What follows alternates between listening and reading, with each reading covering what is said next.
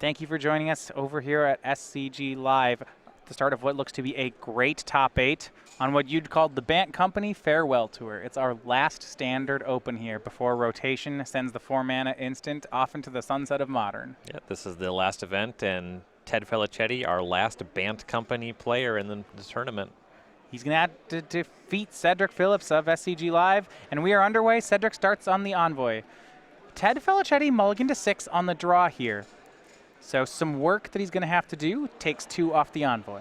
Realistically, the fact that he knows the matchup, it's likely that that mulligan could have been something that was a totally passable hand, but knowing the matchup, he was informed to mulligan. Cedric triple 1-drops. Now Kythian, Anointer, and Envoy as Ted makes his first play in Dustwatch Recruiter. Thalia's Lieutenant is going to be pretty good for Cedric. He pumps the team. And this actually, in conjunction with the Anointer, leaves Ted with no blocks. Yep. Cedric could have gotten aggressive and forced a trade between the Kythian and the Duskwatch Recruiter, but this one just leverages his position. He doesn't really care about the Recruiter. Felicetti just a land, drops to 11, flips it. If only 2 creatures attacked that turn. Anointer was activated. The judge confirming that that's indeed what happened, but it was. Duskwatch flips. There is a Dromoka's Command in Felicetti's hand. Declaration in Stone from Cedric. It's just a powerhouse of a start. Ted saying, no, just wait. 1/1 counter and a fight. He's not just going to get turn forward like that. No. Cedric's got to at least wait until turn 5. The Kythian goes down. The swing's still pretty large here, though. 6 damage sends Ted to 5. Still not a great position for Felicetti, but now if he has another untapped mana source on his turn, he's in Collected Company territory. Yeah, could come into some Reflector Mages. And I mean, against a start like this, right? Triple 1-drop into Lieutenant into Declaration Stone. Ted at least is playing Magic. And looking at Ted's hand, it looks like he both has a tapped land for his 4th mana source and no Collected Company in hand. So can't do the play you were talking about. The question is, can he do any play? Something that maybe wins in the game. Here's the untapped land, but he'll play Tireless Tracker. Play and fetch with an Evolving Wild. Cedric says, hey, I got this Declaration in Stone, and they're going to be on to the second game. On the play, Cedric's draw pretty great, runs him out of the room. Cedric not wasting any time, just shows him that one. Hey, your mana's tapped, face up, I'm going to get you. In this matchup, that kind of draw. On the play, triple 1-drop, Lieutenant, 2 declarations. It feels just, it's one of those ones you kind of just accept you're going to lose to. Unbeatable is strong. If there were a Collected Company, it could have been a different game, but that start is very taxing. It forces specific things out of Felicetti. Yeah, he had a 2-drop and a Dromoka's Command, and he would have had to have the Company too, and even then we're not sure he wins. It's a lot of work. Well, the Company has to hit. Sometimes you just get 0 creatures. Let's look at the sideboards. We're going to start with Cedric Phillips. The simplest of sideboards here. He's got 3 4-ofs, 2 Silk Wraps, and a Plains. So theoretically, Cedric could bring in all 15 cards here. Planeswalkers give you a way to keep up on creatures if you decide you want to play that fight in this matchup. Archangel of Ties is a flyer, which matters a lot against Collected Company. You can attack their attackers and the blockers. This matchup's going to go wide. The Militia Captain makes sense, and Silk Wrap helps you slow them down. He could literally shuffle all 15 into his deck. And pretty easy. On Ted Felicetti's side, you know, these Bant decks, well, basically mono white always loses points after sideboard. It's a bunch of planes. But on Ted's side, he's actually got a lot of tools for the matchup. Yeah. 2 copies of Dromoka's Command, 2 Gideon Allies Zendikar, 2 Clash of Wills, 2 Tragic Arrogance, 2 Noose Constrictor, a Tireless Tracker, an Ojutai's Command, an Archangel Avacyn, and a Summary Dismissal, and a Tameo Field Researcher. And realistically, the majority of Ted's sideboard actually plays here as well. The counter spells aren't going to make any sense here. But the Dromoka's Command to deal with the enchantments out of Cedric, specifically always watching, that's going to matter. You can have the Gideon if you're able to pull ahead a little bit of humans. This can really slam the door. Tragic Arrogance, of course, the best card in the sideboard. You can catch up from any kind of board position. Cedric has it face up, so he knows only to play into it if he really has to. Noose Constrictors as early blockers, they're great. Archangel Avacyn is a little slow. I could see it coming in, though. Yeah, it's a little slow. It's a 4/4 for 5. It depends how much room he has, right? I think he just wants to lower his curve. It also just makes more sense on the play than the draw. On the draw, it's probably just too slow in general. Well, he will be on the play this game. Players very short order getting ready for game 2. Remember, we said this was the last open with Dragons of Tarkir and Magic Origins, and that's because Kaladesh is just around the corner, which means you have a pre-release around the corner. Coming up, this one's in 3 weeks. It's the Kaladesh pre-release. You'll get to play with the new sets, all these spoilers coming out this weekend. I'll tell you, I'm pretty excited about these new cards, and of course, I'm excited about more Star City Games playmats featuring cats. I don't really care how you get them there. I just want to have as many of them as possible. So here you see the Bengali Rye playmat, which we'll be giving away at pre-releases both in Roanoke and at stores around the country. This limited edition playmat is available at participating stores. You can register today for it, or you can find a store that's hosting one at starcitygames.com/pre-release. Gorgeous playmat. I really love the Kaladesh style art. Now, on our backup feature match, we have Frank Scarron battling against Shaheen Sarani. That one actually also finishing game 1. Some slight stumbles for Shaheen, makes a quick game, and we have Frank Scarron. He was on 9-0 from yesterday. He's up a game. There's one thing about Shaheen's deck versus Scarron. Scarron will often intentionally miss land drops, so he can discard the cards. With Shaheen's deck, he needs to hit all his lands drop. Yeah, and on time as well. His cards are very good, but they're all these efficiency cards, right? There's no big power swing on any of them. So it's like he incrementally gets farther ahead as he plays each card. It's not like these Emerge decks where they make one play that's a 5-for-1. Sure. Other results, Noah Walker taking game 1 over Todd Anderson. So we have that one there. That must have been a Deep Fiend game if it's over this quickly. And I heard that Jacob Hagan won the first game over Gavin. Yeah, Crush of Tentacles is going to do some crushing. And it's up a game. Yeah, I find it very hard to imagine the green-black deck is taking very many of the game 1s in that match. Most of it is going to come down to the transgresses out of the sideboard. So we go back here. Ted and Cedric settling in for game 2. Game 1 was such a fast one. Ted hoping to extend it a couple more turns this time. Or, win on turn 4 or 5 himself. I'm sure he'd accept that. I mean, right, for Ted's deck, if he just does something like Mage into Company into Mage and something else, right, he also has some scary good draws. Right. Lead on an Advocate on turn 2, get into a Reflector Mage.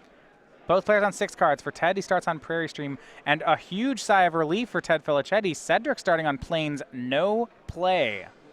Well, this is telling about Cedric's Game 2 configuration. Likely has a lot of 4-drops in his deck, and as you can see, Declaration in Stone in his hand. Ted can see too. Cedric goes to play Militia Captain, plays the wrong card. It says, yeah, can't do that one. Hold on, plays the Militia Captain. And for Ted, he gets another Plains here, so not actually getting his 3rd color. I have a tell here that I wanna ask. There are not very many double white cards in Ted's deck. If he's searching for this, I would think not only does he have a green source, but there's only one double white card. There's 2 double white cards, right? Avacyn and Tragic Arrogance. Yeah, I mean, there's no way Cedric's putting him on not having that in his deck, but this suggests that it could be in his hand. It reveals the Plains there after fetching Plains as well. Plays Reflector Mage, puts that card back in Cedric's hand. So just check. It's such a tell, right? Does Cedric change his gameplay now? I think he plays the same way that he would be playing this match. Never playing the Tragic Arrogance if you don't have to. Always watching from Cedric. From Ted, it's Noose Constrictor, land 4, passes. Cedric's supposed to be one with creatures in play, not playing out that way. Cedric really wants to get to 4 mana. I imagine that he has all Archangel of Ties and probably some number of Gideons in as well. Knight of the White Orchid for Cedric. Gets himself a bonus land. So Ted's remaining cards are Land, Reflector Mage, Tragic Arrogance. You see, Cedric makes the Militia Captain and passes. This may be one of those strange games where mono white, through its sideboard plan, actually starts to look like a control deck. And that is another thing about having the 4-drops that gives Cedric some leverage against Tragic Arrogance. He doesn't have to, nor does he have the mana to, dump all of his stuff on the table.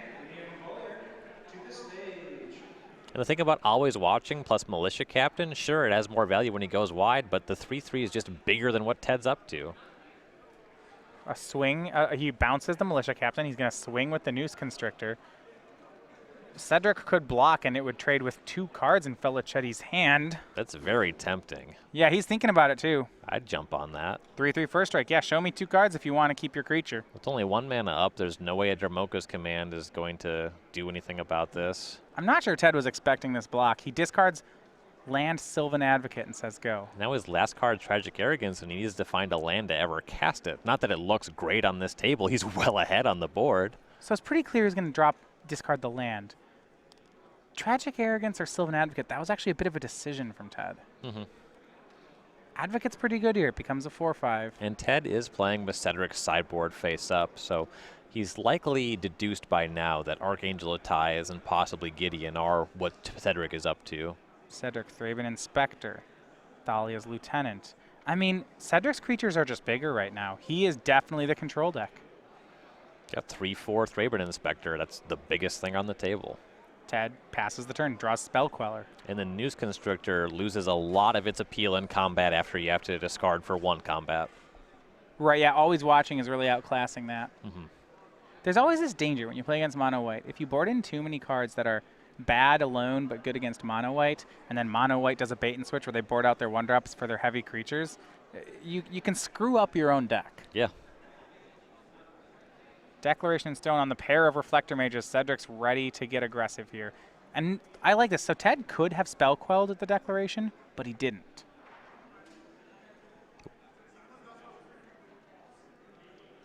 Actually wanted to change his Reflector Mages perhaps into cards. Yeah, he's got nothing left in his hand. Cards in hand, even if he's just discarding them in a Noose Constructor, they're doing something. He's not engaging in combat favorably, though double blocking with Reflector Mage is significant on this board. Yeah, he made the play so quickly, and he thought about it, like, man, that's actually a crazy play on Ted's part. You know, he just snapped it off. But yeah, and he does still have the Tragic Arrogance in hand. So if he's able to draw a land, and the clue will help him do that.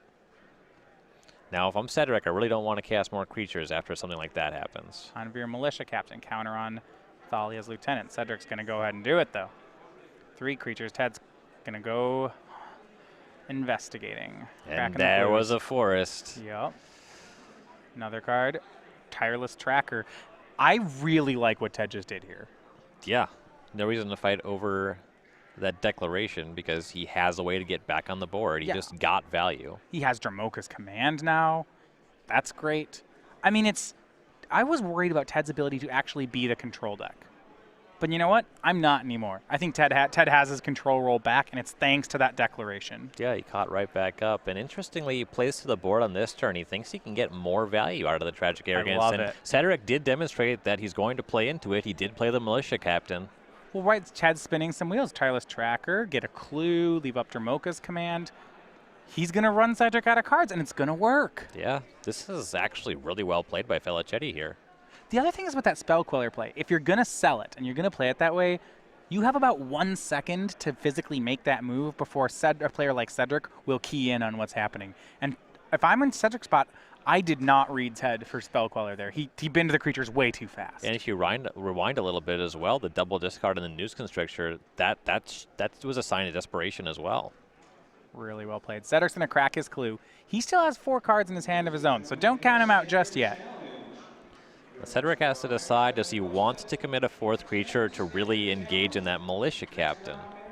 He's just feeding the cards to Ted if he does, but Cedric doesn't know it. Ted's play of untap, keep his Tireless Tracker, lose Noose Constrictor, sweep away Cedric's things is really good.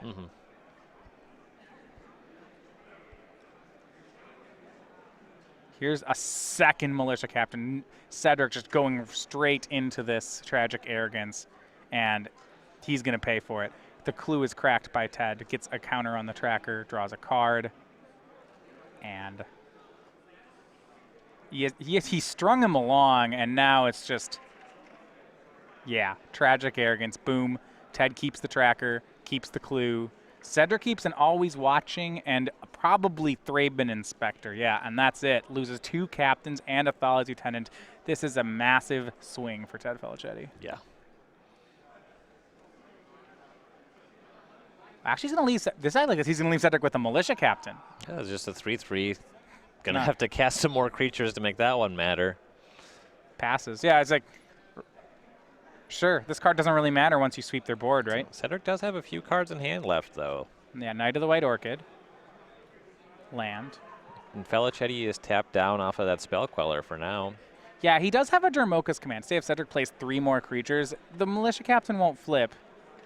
Two-headed giant team, Roderick, please come to second and stage for your prize.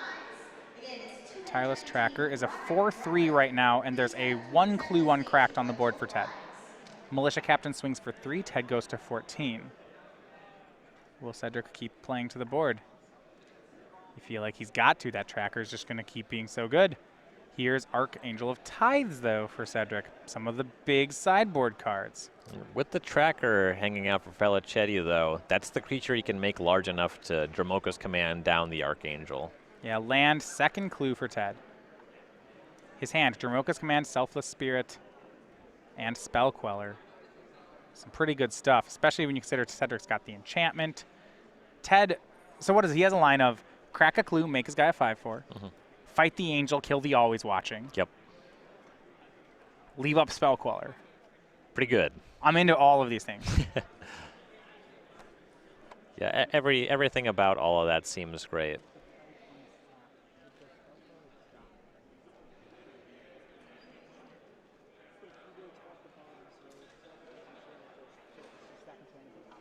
Yeah, so on Dromoka's Command, you resolve it from top to bottom. So sacrifice an enchantment is the primary mode. So if you go for sack an enchantment, fight. So first, so the Archangel would be a 3/5 by the time they fought, and So then Tracker would win. Exactly, it wouldn't be able to deal lethal damage. Okay, so great play then for Ted. He can just, with one Dromoka's Command, he could kill the Archangel. He's going to crack another clue for the Tracker. Draws Nissa Vastwood Seer. I mean, he's just got tons of tools right now. I'll admit, that's an interaction I wasn't even sure of myself. You see, now Ted's going to fight it down. Perhaps Ted wasn't sure either. He's going to do that line, fight and sack an enchantment. Has to take down Spell Queller with the way he played it. Right. It's pretty strange. And we see Cedric is going to go aggressive. Here's Declaration Stone, another always watching. Swing 6, Ted's at 8. And since Ted had to tap off that Spell Queller, it looks like that really cost him. Nissa Vastwood Seer, but he's got a lot of cards to recover with. Cedric 1 card in hand, Ted many. So play Nissa, get a forest, play a forest, flip Nissa. That's a pretty good start. Yeah, then his position is still great. What the Humans deck is, though, it's very scrappy. Yeah, you never feel like it that the mono white deck can get in those last 8 points, but depending on how Cedric draws, sometimes it makes it look easy. Ted not actually going to play the forest, he's going to play his Fortified Village, showing the forest, but gets the Sage Animist, which was the point anyway. Pluses it, showing Archangel Avacyn in his hand. Not bad. Sheesh. Tameo Field Researcher taps Cedric's things. 2 Planeswalkers go. I'm in. Yeah. He gets to untap with Spell Queller and Avacyn. Cedric will play another Militia Captain. Now, Cedric had a 4th creature to commit. This would look really great. For now, looks like he's back to being behind. Yeah, he does still have a chance, though, right? Because none of Ted's removal actually gets rid of creatures. So if Cedric draws one more creature. Well, hold the phone. Ted has Avacyn and Selfless Spirit in hand. Oh, no. Oh, I see. This is another combo. Selfless Spirit, Avacyn. Sacrifice Selfless Spirit. Avacyn doesn't like it when other creatures die. Nope. Yeah, plus targeting Avacyn and something else. Now on upkeep, Avacyn's going to get angry. She's going to sweep away the creatures and the lands and everything. We're on to game 3. Yeah, and that's the thing about Avacyn, sure. It's pretty expensive, but it is an extremely high impact card when you get it to work. And this is a player. I'm going to go back to this Ted Felicetti player. I will admit, I didn't know who he was until 2 weeks ago, until he was 8-0 at the Invitational. You got to watch this guy now. Yeah. That game was well played. I think there's one small error, which is a really weird rules interaction. That's, you know, and it was wrong, but that's strange. The equity lost by that error is much smaller than the equity gained by his technical play in the earlier game. You can teach someone the rules, and then they learn them. But teaching someone how to pivot strategy like Ted just did, that takes players years to learn. Yes. Many spend years and don't learn it. So Ted evens it up at 1 game apiece. Now he and Cedric are going to head for the decider. Ted's going to be back on the draw. And even though Ted had the sideboard face up, it wasn't necessarily clear what Cedric was doing. Now he has a better idea. When Cedric is keeping hands with no 1-drops, and you saw the Archangel ties, you have a pretty good idea that he's heavy on those 4 drops. So we can inform that a little bit. Also, just being on the draw is different than being on the play. All right. So players going to get ready for Game 3. This is the beginning of Season 3 here on the SCG Tour. You know that Ted had that great finish at the Invitational. He's going to make a run at Season 3. But you too can make a run at Season 3 as we now have the entire Open. All the Opens on the Tour are now announced for the season. So we have a Standard and Modern Open every month. So in September, on the East Coast, we'll be making our way for this Standard Open in Richmond and a Modern one in Orlando. Next month, we'll be in the middle of the country, Standard Open in Indianapolis, break for the regional championships, and then at the end of the month, a Modern Open in Milwaukee. As we finish up the season in November, we'll start heading back east. We'll have the Standard Open in Knoxville on the 20th, the Modern Open in Columbus on the 12th, and we have, of course, the season's Legacy Open. We have one of these every season. It's going to be in Baltimore, November 5th and 6th, so dust off your old cards for that one. You know that it's going to be a great tournament. And finally, we end the season with our Season 3 Invitational in Atlanta, December 2nd and 4th. Now, keep in mind, this is a couple weeks earlier than we've had it in past years, so if you're planning your travel now and you've gotten your qualification, make sure to put that one on the calendar. Now, as we announce the schedule, we also announce our playmats for the season. And this is something we started last season. You can get up to 3 different playmats here on the tour in Season 3. Depends on the event you enter. For any Standard Open or Standard Classic, we're giving away a playmat with the Art of Dark Salvation, the XX spell from Eldritch Moon. See Liliana and her horde of zombies. If you could play a Modern event, you'll get the Modern staple of Steel Overseer, the mainstay 2-drop. In the Affinity deck, he'll be on that for all those competitors. And for our Legacy players, both in Opens and Classics, it is Sensei's Divining Top, the 4 of probably the best card in Miracles. You get these with entrance. This is the Eternal Master's art of Sensei's Divining Top, in case you were wondering, hey, that doesn't look like the ones I have at home. Or for a lot of you, maybe it does look just like the ones you have at home, and you're not sure what Matthias is talking about. This card was originally printed in a set called Champions of Kamigawa. Game 3 underway. Cedric starts on the Gossip Monger, and it will get a friend. It's going to be the Militia Captain. The pair of flip white creatures. For Felicetti, he'll play Duskwatch Recruiter. Cedric's going to go ahead and turn his guy. He'll incite them into a rabble as he goes for his 3rd turn. And this looks a lot different from Cedric's Game 2 start. This deck's scary when you're on the draw. You always just keep thinking, oh, please don't have this card. Please don't have this other card. Just don't. Don't have Don't third kill my land. stuff. Don't kill any of my things. Griff's Boon on the Militia Captain. Here's a big swing for 5. And we haven't seen a Griff's Boon out of Cedric so far in the match, and it's one of his best cards here, because he can just fly right over with that Militia Captain. Thraben Inspector, clue, but no land for Cedric. We're back to Felicetti. Draws a Sylvan Advocate. He's got a lot of plays. He has Advocate, Spell Queller. He plays a Evolving Wilds and flips his Werewolf into a 3/3. Hey, he has Spell Queller mana up here. Oh, yeah, because it costs less. Also representing Dromoka's command. I like that. I like how you can flip your guy and play a tap land to this. The deck's mana is not so perfect that sometimes on turn 3 you also have to tap land. Cedric's going to go for a Declaration. Yeah, no. And the attitude is coming out. So Ted, when I want Ted to pick up that clue and chuck it right back at Cedric. Okay, let's just be clear. So he spell quells away the Declaration in stone. No. Now Cedric has some options here. If he has a 1-mana creature, he can build his board up to 4 to flip the Militia Captain. He could just attack into the Spell Queller, which would give him the Declaration back. Assuming Felicetti even blocks. The thing is, the Rabble has to attack, and that's bad. Oh, it's just a 2/3. That's just running into the Recruiter. Yeah, Ted takes the free block. Cedric's creature down. Ted takes 3 more, but he's at 12. Ooh, this is looking bad for Cedric. Ted's going to play Fortified Village, shows a forest, swings Spell Queller for 3. If Ted's attacking, then he's feeling real confident. Passes the turn. That ramp off the Howler, yeah? Yeah, there's a 5-mana Angel that you can cast off of 4 lands. I got even worse news if you're in Cedric Phillips' camp here. He's also got a Selfless Spirit in play. I recall a certain interaction last game really mattering. Ruh-roh.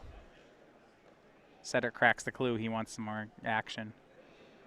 I guess it's not. Yeah, he just passes, and Ted flashes Avacyn into play. Yeah, Cedric's seen this one before. This isn't how he drew it up. Apparently, he hasn't seen Spell Queller before. For Ted, he just keeps building the board. You see Nissa in hand. He'll play the 2/2. This is one of the last chances of Nissa actually in Standard. She's another one of those Origins cards. And Ted could have aggressively gone from the Selfless Spirit line, but it wouldn't make any sense on this board because you would just be giving the Declaration back and only killing 2 of Cedric's creatures. I mean, he's got better creatures now. He doesn't need to sweep the board. He can just win. Yeah, exactly. So he'll get a forest. Remember, he's playing everything at a discount thanks to that Howler. Yeah, and he doesn't really want to attack with the Howler because that would flip his Avacyn. Duskwatch Recruiter. 4 mana off the Howler. Now he's just showing off. So that turned out 2 mana Nissa, an Advocate, a Recruiter, a Selfless Spirit. Actually, I correct my statement. Because he's casting Selfless Spirit, he does want to trade that Howler because he'll just sacrifice the Spirit on Cedric's turn.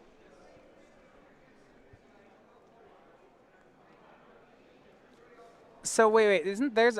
Oh yeah, if he trades it. Oh. Yeah. So if he loses any creatures, then it'll flip. But Avacyn won't kill Ted's things because they'll be indestructible. And then oh goodness, Knight of the White Orchid for Cedric. He could be dead next turn. He's down to 11 on that attack. This is. Well, he also doesn't have tools to claw back into games like this. Felicetti is our Tragic Arrogance player in this matchup. And plays Hanvir Militia Captain. I mean, that's just it, right? Ted, that flipped Duskwatch Recruiter, made 4 additional mana. When on turn 5, he had played 9 mana worth of things. Yeah. So yes, Cedric plays 1-drops. So does Ted. Tameo Field Researcher. Bant Company just showing off. Land. Cedric might just be dead on this attack. Well, now he gets to tap down the flyer so he can just rumble in with the Avacyn and the Spirit, which is free. All right. And then that's just a 2-turn clock. He attacks with Spirit.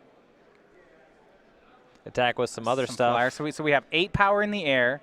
Right, the Queller can attack to us now. Ground. Yeah, he's going to swing everything.